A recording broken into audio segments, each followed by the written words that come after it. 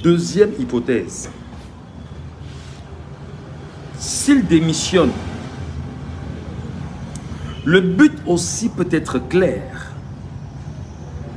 Laisser croire aux populations du septentrion, extrême nord, nord, Ngaoundéré, que compte tenu des exigences de la base militante du Front pour le Salut National du Cameroun, alors ils démissionnent pour se mettre plus de leur côté maintenant. Ils démissionnent pour prendre position avec ceux qui estiment qu'il ne peut pas dire qu'il va continuer à soutenir quelqu'un qui ne les a pas servis pendant toutes ces années. Deuxième hypothèse, effectivement, démissionner pour donner une illusion aux compatriotes camerounais du septentrion que tout va bien et que compte tenu justement de leur désirata, de leurs revendications, il a compris le message et il s'est mis aux côtés bien évidemment des Camerounais qui demandent et qui ont soif du changement. C'est la deuxième hypothèse. Deuxième hypothèse, effectivement démissionner pour préparer la conscience nationale, notamment des frères de l'extrême nord, du nord et de l'Adamawa, pour fragiliser l'électorat de Maurice Kamto dans la partie septentrionale du Cameroun. Et le but justement, c'est de dire, je suis votre frère. Ça ne servira à rien que vous me laissez, moi, votre frère, pour adober quelqu'un qui ne vaudrait pas la peine. Ça peut aussi être une hypothèse, et je vous ai dit que lorsqu'on fait maison commune et chambre à part, n'oubliez jamais qu'on partage les mêmes données, on partage la même eau, on mange les mêmes nourritures, on partage le même toit, mais chacun est dans sa chambre. Alors on a le même esprit. Deuxième hypothèse encore là, je suis encore sur la deuxième hypothèse. Sachant que nos compatriotes camerounais de l'extrême nord, du nord et de l'Adamawa, c'est des gens qui sont très communautaires dans leur façon de vivre. Qu'est-ce qu'on dit? C'est le frère qu'il faut soutenir. C'est le frère qu'il faut garder. C'est le frère qu'il faut absolument avoir à ses côtés. On ne doit pas laisser le frère mourir. Parce qu'en réalité, pendant 43 ans, il n'y a pas eu d'école là-bas. Tout a été fait pour qu'il n'y ait pas d'école. Alors, tout a été fait pour que les gens ne réfléchissent pas. Alors, de façon communautaire et de façon, je vais dire, habituelle, on va se dire, c'est notre papa, c'est notre grand frère, c'est notre tonton, il a toujours été là avec nous. Pourquoi on ne connaît que lui, on ne connaît personne d'autre? Parce qu'on veut fragiliser l'électorat de la vraie opposition camerounaise dans le septentrion du Cameroun. C'était la deuxième hypothèse. Dans cette deuxième hypothèse, vous devez comprendre effectivement que il peut donc avoir une organisation bien huilée avec le régime en place pour faire en sorte que Issa Chiroa Bakari se présente auprès de ses frères comme étant le sauveur de ses frères. Mais comment seras-tu sauveur de tes frères qui vont te poser des questions que mais tu étais où avant?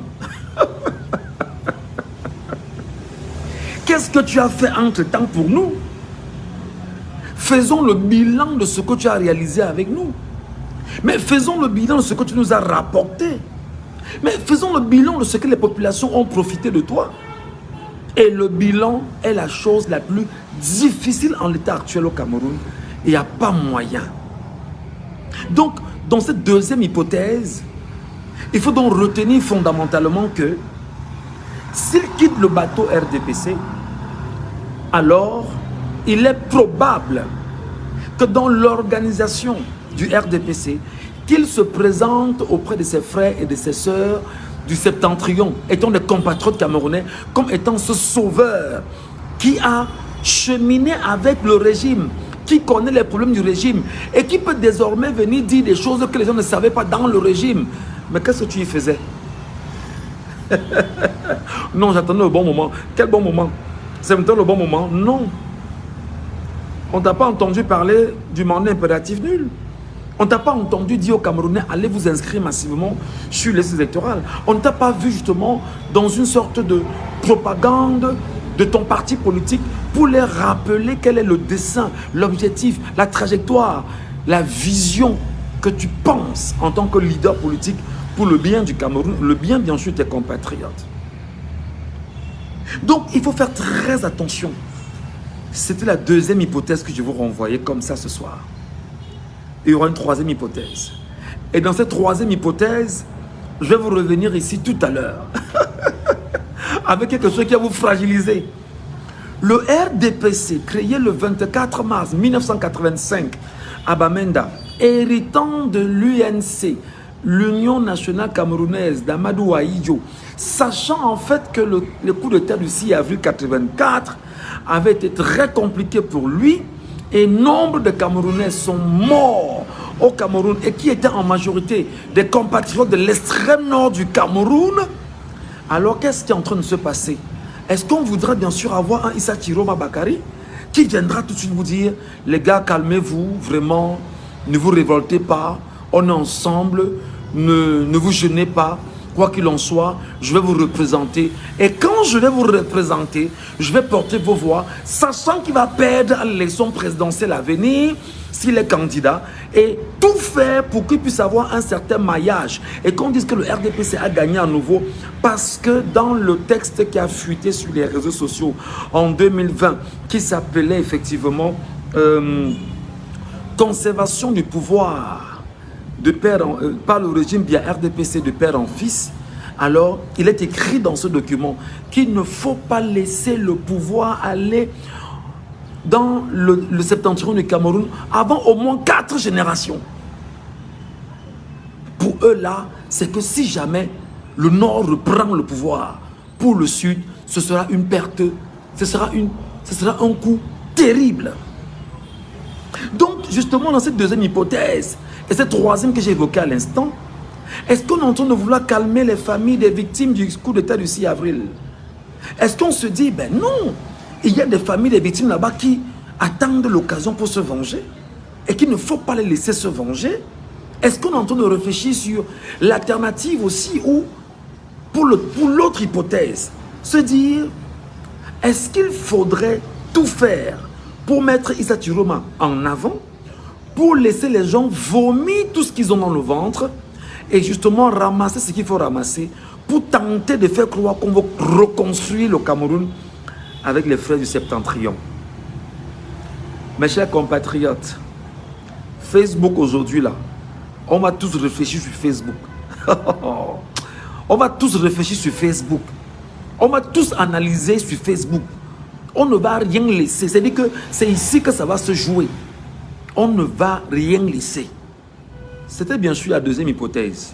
La troisième hypothèse, effectivement, comme je l'ai déjà évoqué en passant, est-ce qu'on essaye de calmer les cœurs des victimes du coup d'État du 6 avril?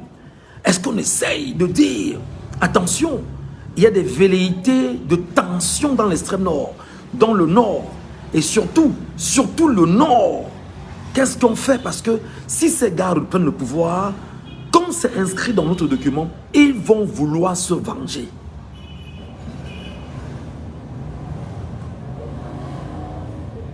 Bah, libre à vous de me voir comme un fou, c'est votre problème. Moi, j'en ai rien à cirer. On réfléchit. On réfléchit. Donc, Issa Chiroma Bakari, pour le moment, je vous ai dit, chers Camerounais, nous on va réfléchir. Dès que j'ai la bonne information, je vous l'apporte. Mais là, en attendant qu'il nous fasse une conférence de presse parce qu'il doit la faire, ce n'est pas une négociation. Ou alors les journalistes doivent l'agresser. On ne lui donne pas l'occasion de dormir. Il nous dit ce qui se passe. Et lorsqu'il nous aura dit exactement ce qui se passe, pourquoi il quitte le navire, on va lui rappeler tout ce qu'il a eu à dire sur M. Bia. Qu'il ne se gêne pas, les archives sont là. Oui. Tout ce qu'il a eu à dire, toutes les sorties, les déclarations, les archives sont là, soigneusement gardées. Donc, ne te gêne pas, ne te gêne pas. Nous, on va te poser des questions sur chaque déclaration que tu as énumérée. Et sache qu'en matière de communication aujourd'hui, ce ne sont pas les médias classiques là, c'est nous ici. qui allons te faire bavader. Et tu vas nous dire ce qui s'est passé. C'était une autre hypothèse.